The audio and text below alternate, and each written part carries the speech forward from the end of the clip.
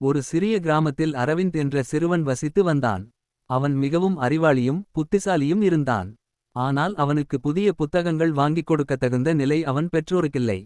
ஒரு நாள் பள்ளியில் ஆசிரியர், நீங்கள் விரும்பிய ஒன்றை உங்கள் பெற்றோரிடம் கேட்டு வாங்கிக் கொள்ளுங்கள் என்று கூறினார்.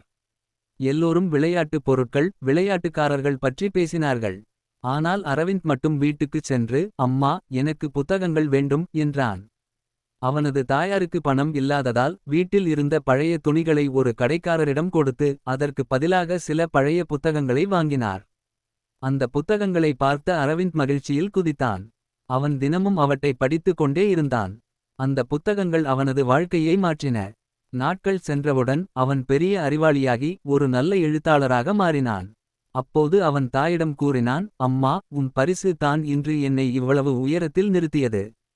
கதை நெறி, அறிவு, கல்வி போன்றவை மிகப் பெரும் பரிசுகள். பொருளாதார நிலை எவ்வாறு இருந்தாலும் கல்வியை தவிர்க்கக் கூடாது.